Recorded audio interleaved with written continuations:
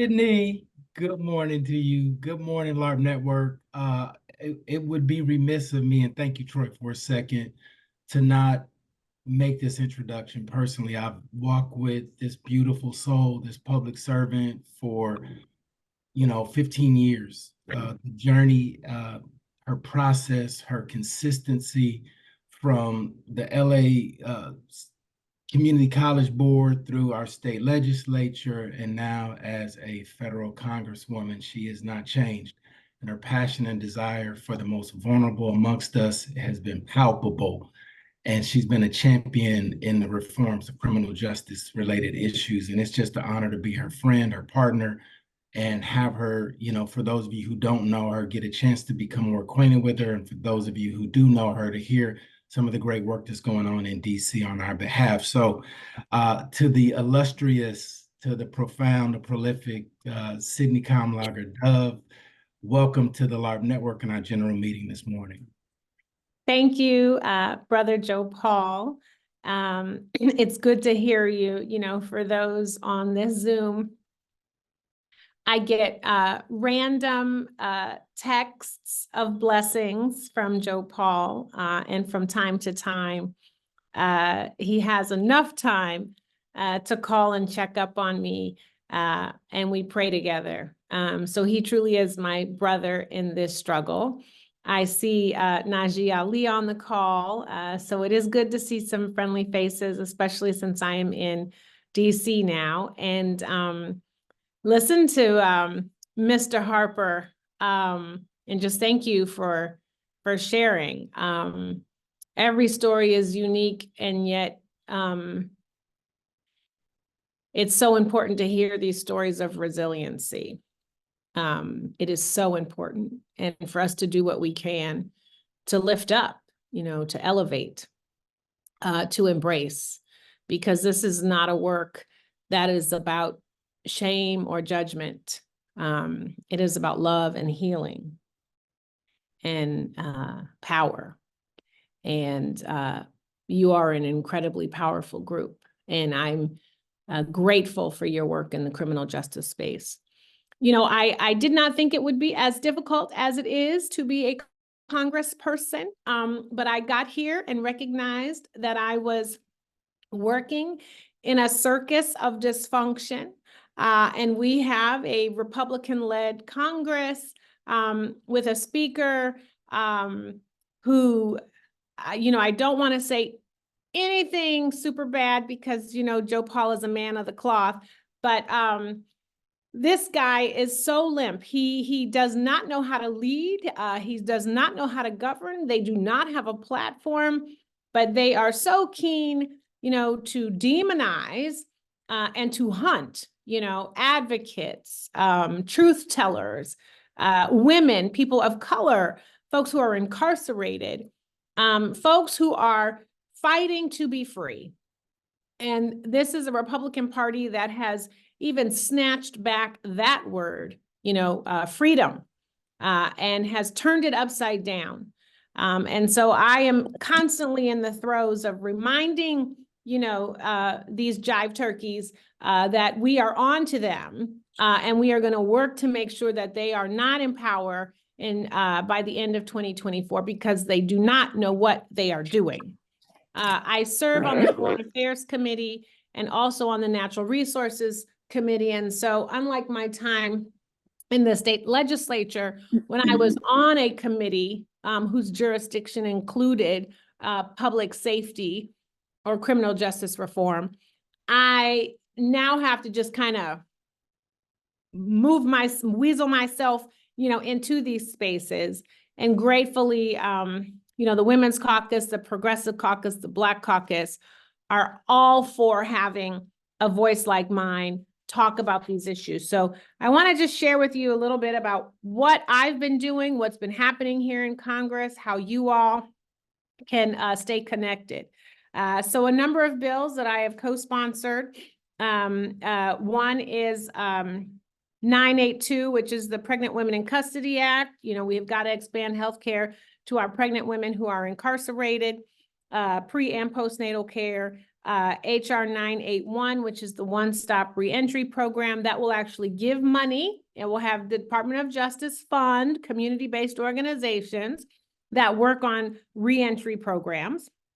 HR 4972, which would end the torturous practice of solitary confinement. That was something we worked on at the state level. 3220, which would actually expand OSHA provisions in our federal prisons, because as you know, federal prisons are exempt from a lot of things. One of those is OSHA, and then the other is fair wages, because as you all know, and I also worked on this at the state level, folks who are incarcerated literally earn pennies on the dollar. And so HR 6293 would require fair wage coverage for folks who are incarcerated. So really expanding OSHA and then expanding the Fair Labor Standards Act. And then also HR 366, which would commemorate the LA riots of 1992. So those are actually bills that I have jumped on to lend my name to and to fight. You know, we will see if those move through the judiciary. Right now, they seem far more focused on, you know, digging into, you know, the personal life of Hunter Biden, rather than figuring out how they can reform our criminal justice system to keep everybody safe, to make sure that everyone has access to due process, to make sure that everyone is treated fairly. You know, one part of the work is to create legislation. The other part of the work is to compel departments and agencies to do what they're supposed to do. And then a third part of the work is to find resources, to find money, and bring those dollars, bring those resources into the district. And so, you know, Joe Paul and I talk about it all the time. When I was in the state legislature, we found a partnership with Lacey, the Los Angeles Clean Tech Incubator, which also brought with it, you know, some millions of dollars, and partnered with Joe Paul to bring clean technology and clean jobs into LARRP Park. That's been wildly successful. They all now have identified a space, you know, in the LARRP Park area to continue that work and expand upon it. And I have told them that I will be a committed partner with them. As you all know, in the last Congress, President Biden signed into law historic pieces of legislation, the bipartisan infrastructure law, the Inflation Reduction Act. And so those are great, you know, because it's about protecting our climate and investing in infrastructure projects. But they're super great because it comes with it literally hundreds of billions of dollars. And districts like mine have access to those hundreds of billions of dollars.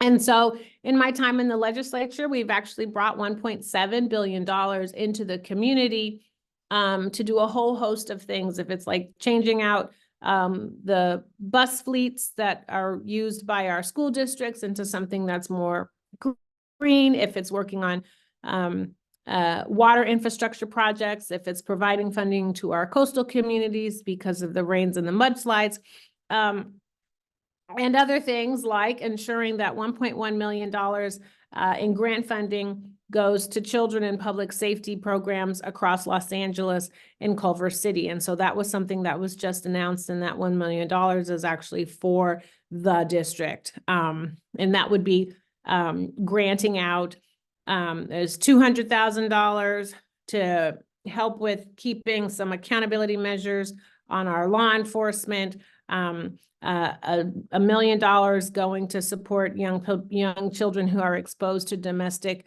and gun violence in South Los Angeles. So they are tired of me in the administration because I continue to talk about the money, and my goal, and which is one of the reasons why I have a grants manager on staff in my district office, is because I'm trying to share all of the information on a monthly basis to constituents and stakeholders about new grants that are being offered.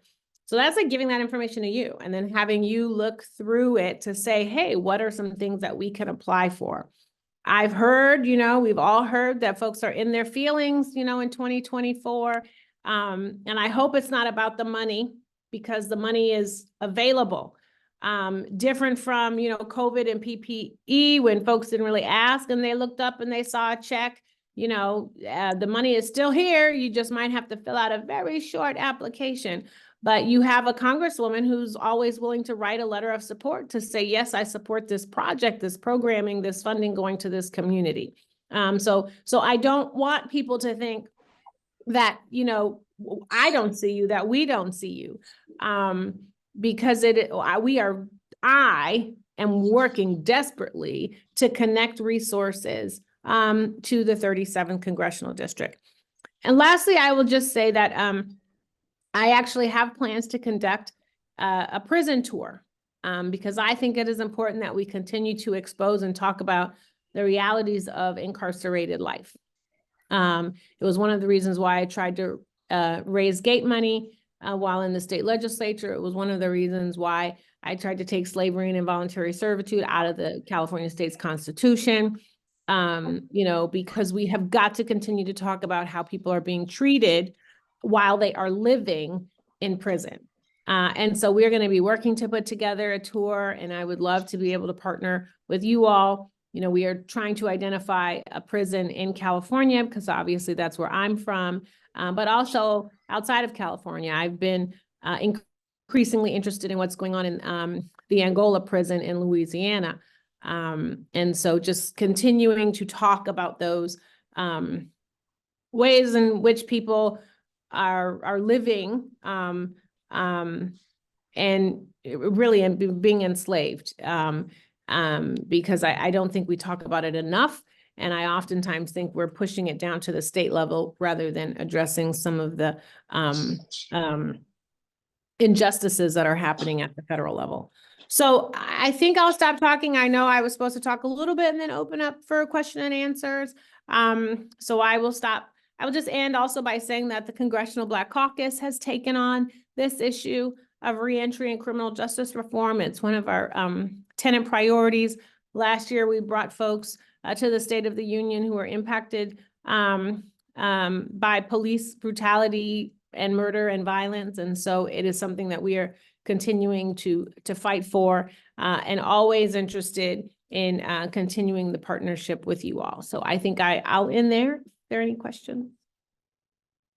Thank you, Sydney. We love you and we appreciate you so much, and appreciate the unique friendship that you and Joe Paul have. And I'm blessed to have been invited into some of those conversations. And so I'm just really grateful so much, and glad to see you where you are. We know that we have a true warrior and advocate in this space.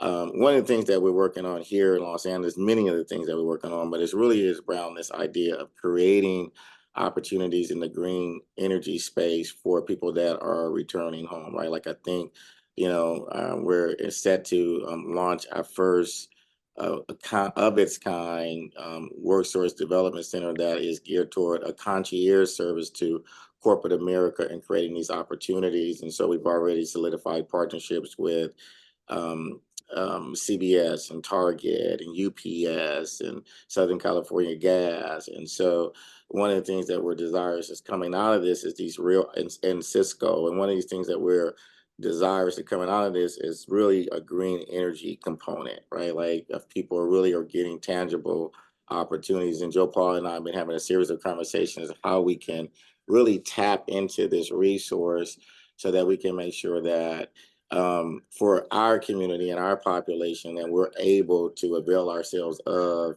I think, this shift in technology in terms of what's happening. So when people are returning home, they actually have a viable skill set. So I wanted to hear some of your thoughts around that opportunity, and if you can give us any kind of wisdom and direction, and maybe we can talk here, but offline as well, about some real work that we're doing here in this space.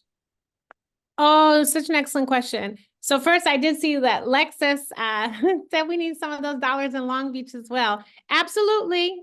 So go on and talk to Robert Garcia and Nanette Barragan and get your money. So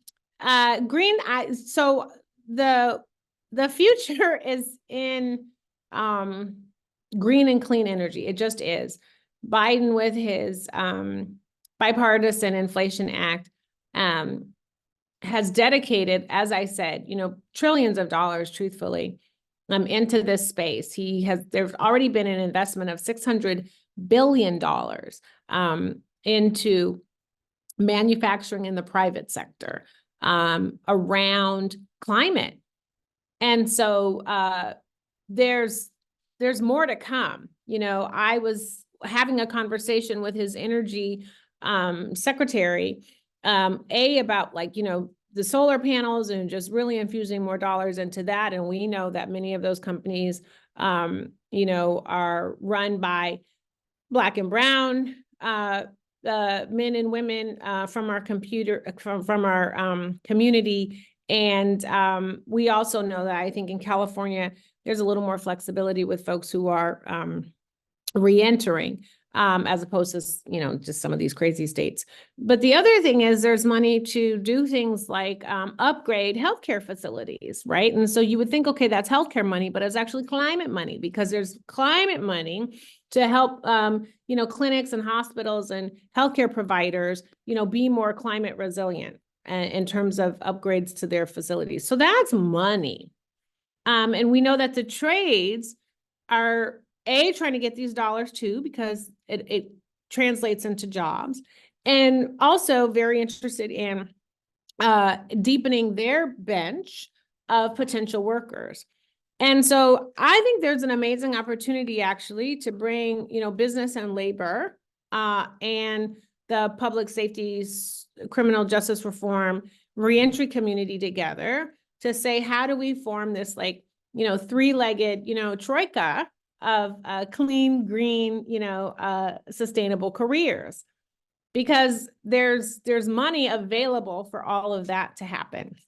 And I would certainly be willing to help, convene something like that or participate, because everyone is looking for someone else in one of those other buckets. I mean, I actually just left a meeting with Lacey, and we talked a lot about this, trying to find additional grant dollars that make sense for them to apply. I mean, they're thinking about, how else they can expand. It's as much about solar as it is about EV vehicles, as it is about sort of reusing textiles and fabrics, and glass, as it is about how you're doing clean and green construction.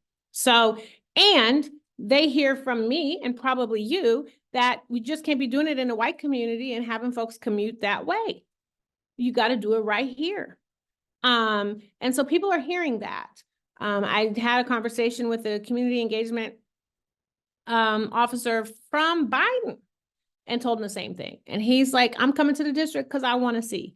So I hope that I can continue to share some of this news with you all, and we can figure out ways to have some, convenings, so that we can all be part of how we weave something together that brings sustainable opportunities into the district. Oh, sorry, lovely. Thank you. I'm excited about that. Wanted to open it up for any more questions while we have, her schedule is very busy, y'all, so don't play. We got these crazy votes, they Got votes going on, so impeached the man yesterday, and they don't even know why. They just mad. They mad. They mad. There's another thing that's also happening that doesn't have a lot to do with this, but does. We're sort of looking at this intelligence bill to pass. And one of the challenges with the intelligence bill has been that, the FBI in the past has been monitoring Americans and not just foreign agents. And so as I am reviewing this information, I'm thinking about the work that you all do, because oftentimes so many of us and the people that we love and care about get caught up, in some of these data queries, and we're trying to get out of the system, not stay in the system. Of course, it gets complicated when you also get information that, Russia is trying to blow up all of our satellites and kill us. But I'm sharing that because I think that there are also additional places where you all's voices can resonate about how we're looking at certain federal policy. And I think you are much more powerful than the space where people sometimes ask you to reside. So I hope you will also allow me to continue to share that information with you all too, because I value your input. 100%, 100%. You guys got questions? You got questions? I want to know. I know. I'll throw one out there for you, Sydney, and again, Congresswoman Kamlager Dove. It is really good to hear the space that you're occupying and really, broadening out what we need to look at and how we diversify and create economic pathways for the population as we move forward. One of the things we're really noticing in the work is this resurgence of the conversation of community-based public safety, the conversation of healing in community, trauma recovery, and so forth. Clearly, in our communities, there's not enough services and resources to impact people who have been exposed to gun violence and to all the vicarious exposures that happen, particularly young people. So thinking about this money you have for South LA around children exposed to gun violence and things like that, I would love to figure out how to really partner with your local office and tie some of that to the community-based healing work we're doing otherwise. We're really using the leverage of our reentry population, stories like Mark, who was our testimonial today, to think about using their experiences and things that could be circumvented in other youth who are going down that same pathway, right? And we can really use some help. We're doing some great local work with our DA and Office of Violence Prevention and so forth and so on. But would love to get your input on how we can coalesce some of this at the federal level to use some of the BJA dollars or some of the other monies that can move from the federal level to help us push this out. And, happy to be a thought partner in some of those. First of all, I'm just saying, I don't know where Lynn Elena Lyman is, but I am loving her background and I'm trying to get right there. Okay. The second thing is, as you were talking about gun violence, of course, I started thinking about the shooting in Kansas City yesterday, and these people just trying to celebrate the Super Bowl win. And Republicans don't even want to talk about it, and we can't even get a discharge petition signed to have us talk about, gun violence, common sense gun violence reform. And then, of course, then I'm going to jump down the rabbit hole and say, and then today you learned that the 49ers, fired their defensive coordinator. And I'm thinking, well, if they hadn't had the defensive coordinator, they probably would have lost even more than they did. And then the defensive coordinator was the brother. So I shade everywhere. But going back to what Joe Paul said, happy to be a thought partner. She is in Guatemala. Yeah. Happy to be a thought partner. It's a little wily with the Department of Justice. I'm just going to be honest, because they're sort of caught in the crosshairs with these Republicans, especially on like judiciary and oversight. But they're a little more antsy than you would want them to be under a Biden administration. But there is funding. And so we need to talk about strategic ways to go at it. And where there are dollars, then this is where I can be helpful, that are kind of hidden.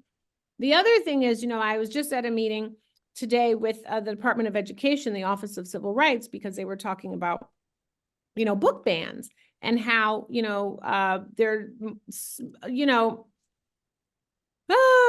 definitely more acute in other states. We have our own challenges with some bans that are happening in little cities, but it does tie into how young people are educated and the access to education that young people have.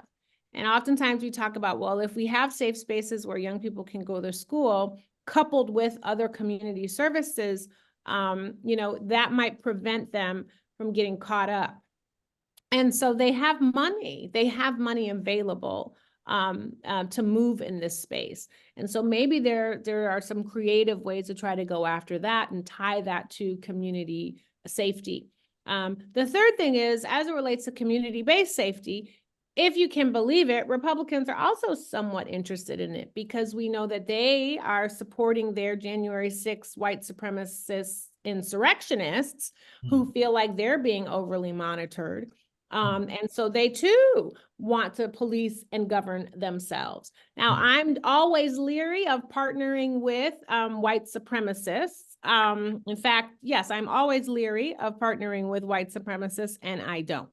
But I share it to say that there are sometimes going to be strange bedfellows in the spaces around supporting community-based safety. I will never subscribe to the jive turkey stuff that they say. But libertarians and progressives oftentimes meet on certain issues because the focus is generally on, how do you hold a system accountable that is really designed to hurt you, and figure out ways in an accountable way that you can police yourself.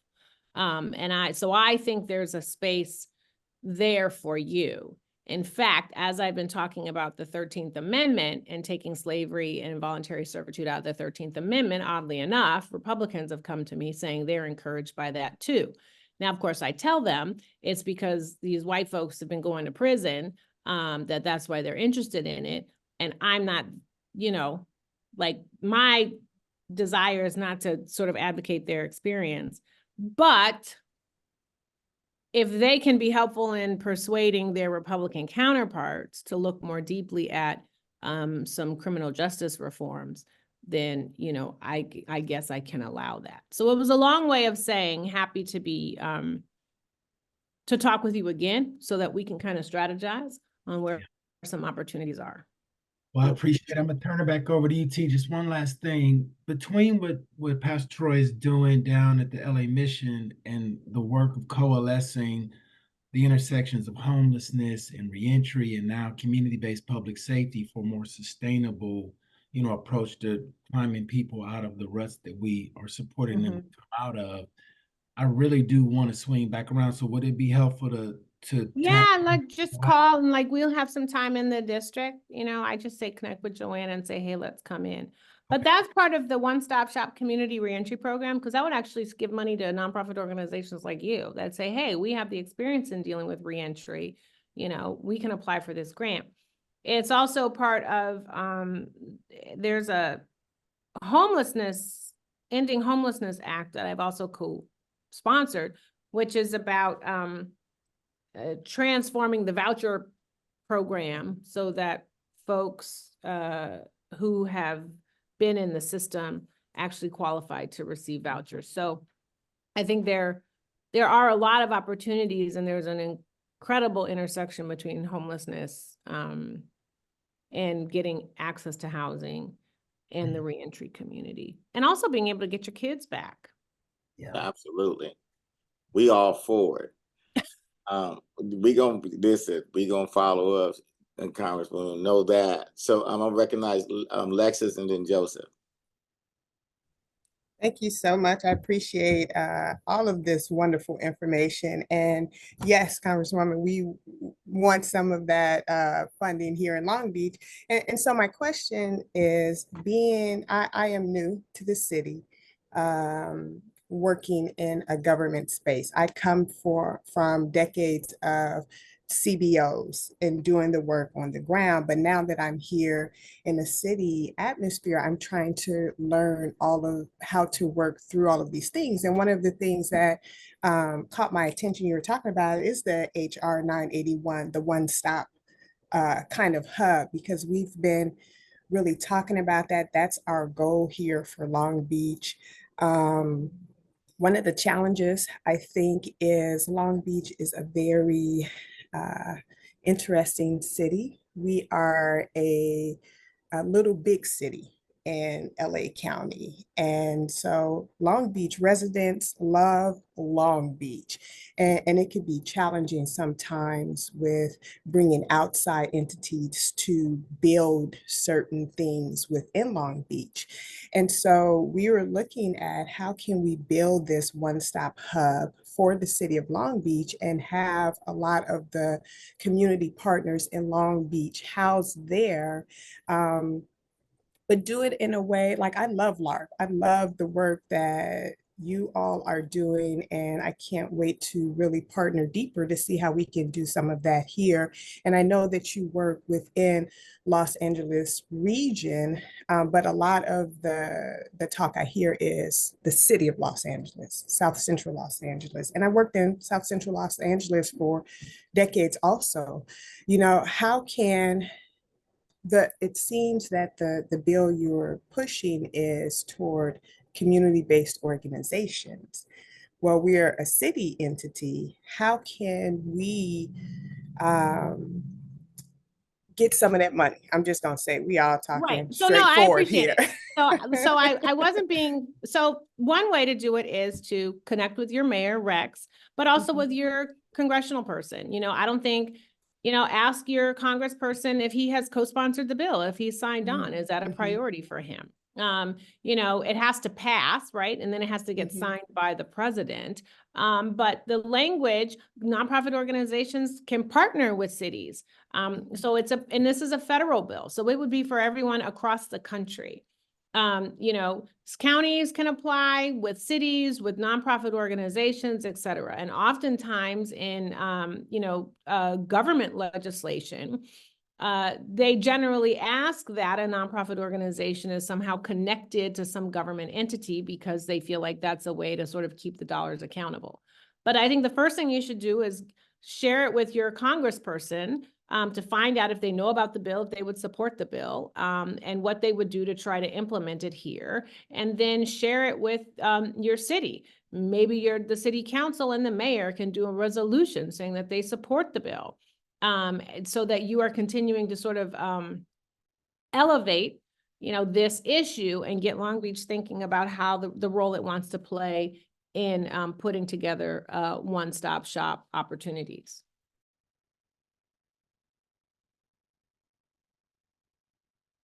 Thank you for that info. So Troy, I think you said you had one more question. Yeah, Somebody one more. Joseph, did he get off? Joseph? No, I'm here. Okay. Hi, Joseph. Hi, very nice to meet you, and so appreciate your time. I work at the county's Justice Care and Opportunities Department, and I manage a workforce program specifically for the population looking to get into high growth sectors. And one of the ones we identified was energy, clean energy. But I think just trying to be aware of how a huge percentage of that growing market is in electric vehicles and how that kind of does take those lithium batteries and kind of the whole supply chain issue with the Congo. What is being done at kind of the federal level to improve that situation, or what are things that we can do to kind of help advocate for a more conflict-free resolution in supply chain? Yeah, so you're gonna have to wait until we get a new Congress for that, because as someone who sits on the Natural Resources Committee, I was actually in a hearing where we were talking about, you know, mining asteroids in outer space. So if they don't care about outer space, they don't care about other countries, they don't care about this country. I will also say that, I mean, we have a number of discussions with BLM and also with the Energy Secretary from the Biden administration about that issue, and, you know, protecting land resources, you know, being thoughtful about how to minimize mineral extraction if you need to even do it at all, and then also, you know, hey, you know, carbon capture and sequestration and battery storage, all of that, you know, there's lots of very serious climate related issues that are associated with all of those things. And so those are discussions that Democrats are having, but, you know, just in all honesty, that ball is not going to be pushed very far this year because A, it's an election year, and B, Republicans don't subscribe to any of it. But please know that there are a number of different caucuses that are researching this, exploring this, continuing to work with advocates to get data to really talk about, you know, what's in front of us and some practices that need to be changed and halted.